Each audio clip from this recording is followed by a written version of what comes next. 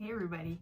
So today I'm up in the studio because it's actually a very frigid January day. I do wish I could be outside, but not today. I was thinking it's about time to start pruning the roses and stuff, but it's way too cold. So I thought I would show you my seed haul for this year. I love watching your guys' seed hauls, so I hope you like mine too. This year I only bought from 4 different places. Let's go through some of the stuff that I got, and then I also bought a few gardening supplies from Dollar Tree, and I'll go through that at the end of the video too. So first of all, I ordered from Territorial Seed. I totally love them. So, and one of my favorite things that they do, other people do this too, but Territorial has pelletized lettuce seeds, which means each seed is wrapped in a little bit of clay, and that way you don't waste any seed when you're planting it out. So let's see, I got 2 kinds of lettuce, Bauman and Milagro, which is a butterhead. I haven't tried this yet. Exciting. I did get a spinach, the Lakeside F1. I'm not really good at growing spinach, so I'm hoping to get better.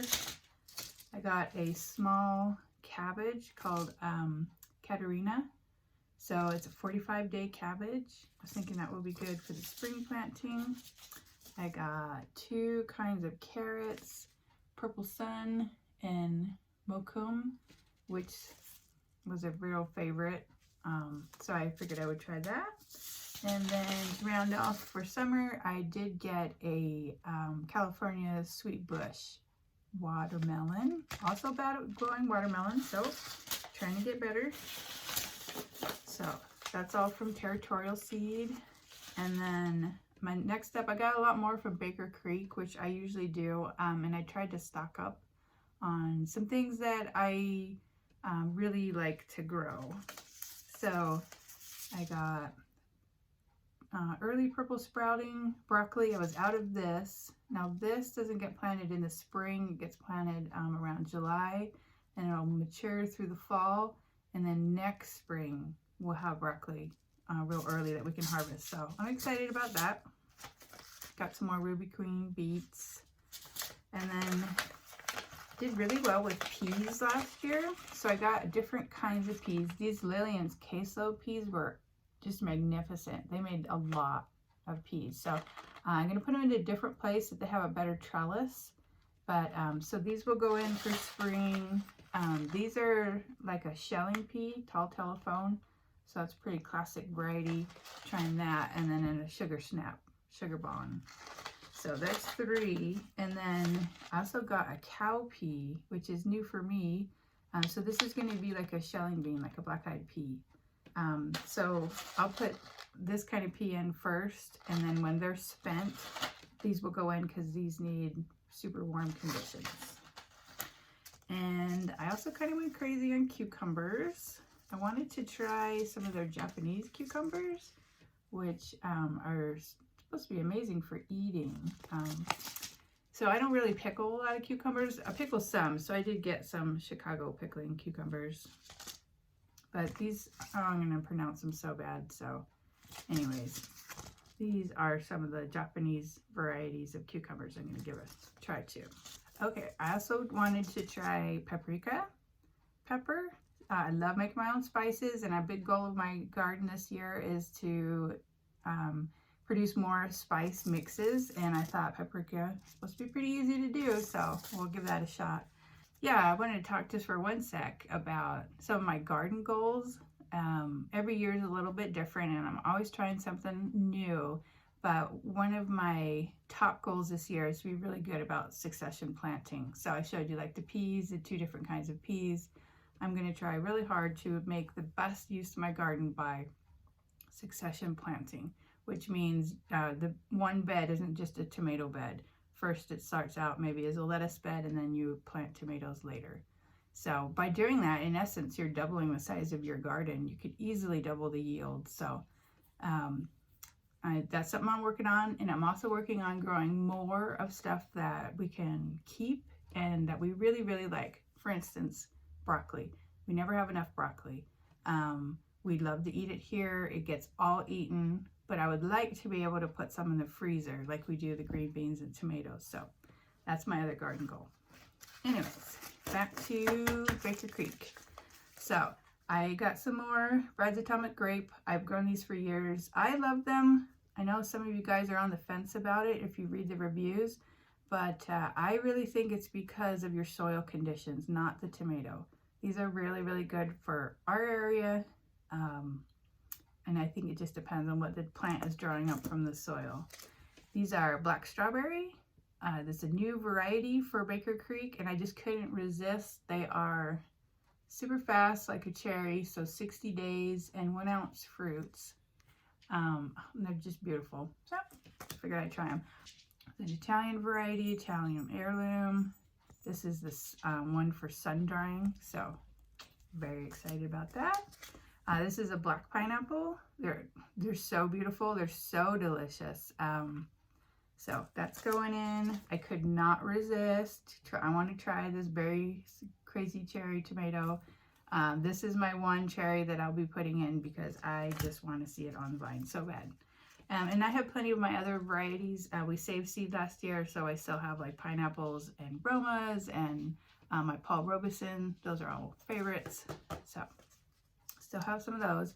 So I am going to try a melon bed this year. So I got a French cantaloupe, and I already showed you the watermelon, and I also got this beautiful golden honeydew honeymoon melon. I'm going to try this black futsu. Yeah, black futsu is a Japanese squash, supposed to be really tasty. Probably only going to grow this and the pumpkin because we don't really like squash that much. And then again, like I was saying earlier, some of my garden goals is to grow more herbs so I can like make herb mixes and stuff to keep. Like, so I got some marjoram that's going to go in Italian seasoning, Thai sweet basil, can't have enough of that. My friend's also starting me some more basil. Never tried this before. This is Indian coriander. Sounded delicious. So, and then I did get a few more flowers. I don't know why, but I can't resist. Red Sun sunflowers. I've grown these before. They're beautiful. Pink Senorita zinnias. El Dorado zinnias. And look at these beautiful Cosmos. Frizzy Rose. Picotea. That's adorable. Anyway, this is, I'm going to sprinkle in my perennial bed. And then some of the free seed varieties I ended up getting are this beautiful Merlot lettuce. Love it. Butter Crunch. Definitely be eating that. And I was so happy to get some poppies. So usually the vegetable seeds, they're free, and this time we have some flowers. Also some wasabi radish, which is funny because I actually thought about buying those, but they did send them out for free. So the third place I bought from was my local IFA, which is a feed store. It's where I buy all kinds of stuff. We buy chicken feed. They have all kinds of animal supplies, but they also have a nice variety of seeds. And I'm going to try this year. My friend grew it and loved it. It's a perennial wildflower mix, and it comes with the seed, fertilizer, soil improvements, covers 200 square feet. So we're here in zone 6. It's very dry, high desert, but it really worked out great for her. So it was only like $11. So 200 square feet would be like 5 of my garden beds worth. I'm not going to put them in the garden beds, put them somewhere else, but still, you can imagine how beautiful that would be, bringing the pollinators. So this has like coneflower, coreopsis, pinks, blanket flower, flax, sunflowers, Shasta daisies, black-eyed Susans. I saw echinacea there. So beautiful. I hope it works. I'm really, really excited about it. So when you attract pollinators to your yard, it brings in beneficial insects, and it helps balance the bad insects. And then of course it fertilizes your vegetables so that you get some more. Also grab some calendula. I know this is a great medicinal herb. It makes teas and salves for your skin. So I'm going to try that this year. I've psoriasis, so figured I would give that a shot. The last place that I bought seeds from was a Dollar Tree. And I will say, after trying their seeds last year, they are phenomenal. They're just phenomenal, and they're 25 cents a packet. The quality was great. The germination rate was great. They produced food, and a lot of the varieties that they sell are actually heirloom. Sometimes it says on the packet, sometimes it doesn't. But let me show you what I grabbed a few, and then my kids gifted me some too. So that was pretty awesome. But got a zucchini, cucumber called Muncher, so a snacking cucumber. This is a tender green bush bean. The beans did so good last year for the Dollar Tree garden. Hot peppers, cayenne, sweet peppers, California Wonder. So that's an heirloom variety. So it doesn't say on there, but it is. Cherry, tomato. I might not actually plant that. We'll see. Enough more beets. So this is the same exact variety that I had ordered from Baker Creek. And I would say there is a very decent amount of seed in here. So classic, it's fine. Totally need it. I've been juicing beets and greens, so need all this. Kale. I do believe I grabbed a couple varieties of lettuce. I don't see the other one, but anyway, this is a pericillin. So this came out really, really well too. In fact, of all the seeds I planted last year of lettuce, the Dollar Tree ones were the best. We ate out of that bed forever, and it was awesome. Carrots, can't have too many carrots. Here is some bunching onions, and then as far as herbs, I got cilantro, basil, just a standard sweet Italian basil. I got some chives because I'm out of those. To grab some parsley again for the herb mixes, and dill again. So super great.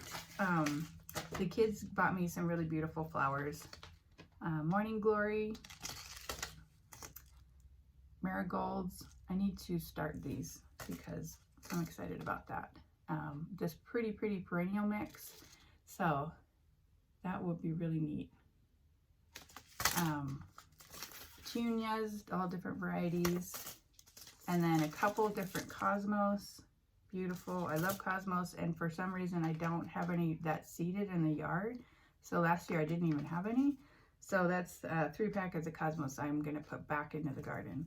Snapdragons, which I love because they overwinter here. And as always, sunflowers. So these guys, the Mammoth Russian, are the ones that for eating.